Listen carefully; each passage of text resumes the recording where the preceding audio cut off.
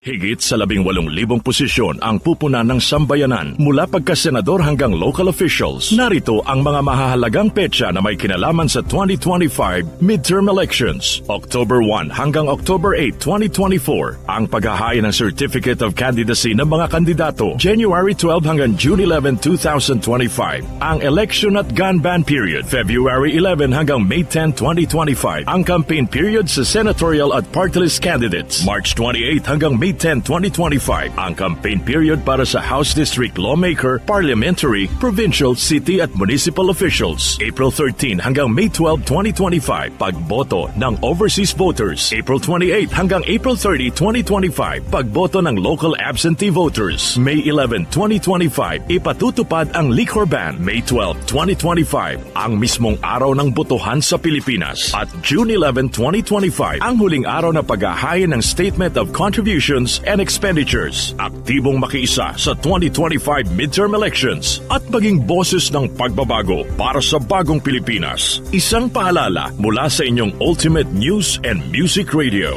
DWWW 774. Mas pinalakas.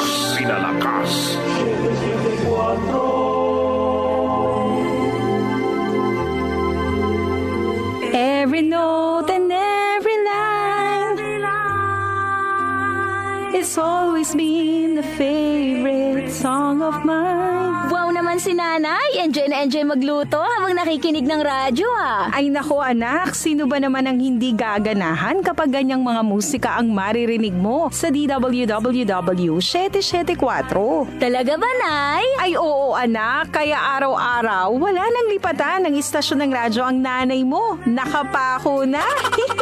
Salamat po mga ka-music sa walang sawang pakikinig araw-araw mula umaga hanggang gabi sa paborito nyong himpilan ng radyo sa AM band DWWW 774, your ultimate news and music radio.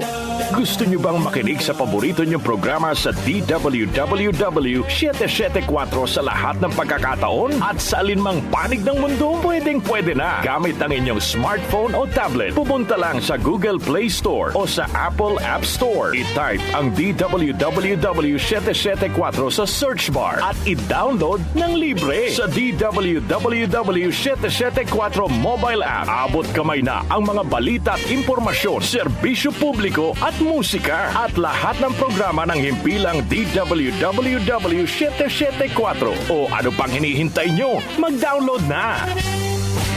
O Suki, sariwang sariwa. Bili na. Mura lang, Suki. Bili na, Suki. Murang-mura, bili na, Suki.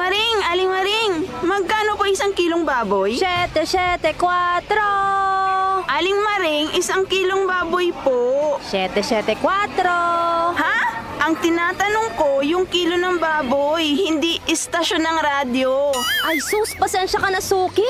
Nawiwili kasi ako sa pakikinig sa DWWW 774 kasi may balita ka na, may musika at impormasyon ka pa. Ay, tumpa ka dyan, Aling Maring. Dyan din ako nakikinig. Wala nang lipatan ng radyo. Pareho pala tayo. Appear! Salamat po mga ka-music sa walang sawang pakikinig araw-araw sa inyong Ultimate AM Radio, DWWW 774.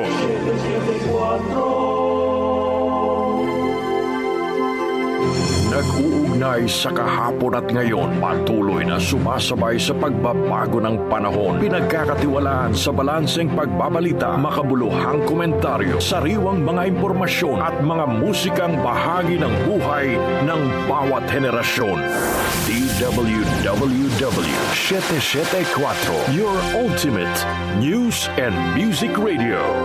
Mas pinalawak, mas pinalakas.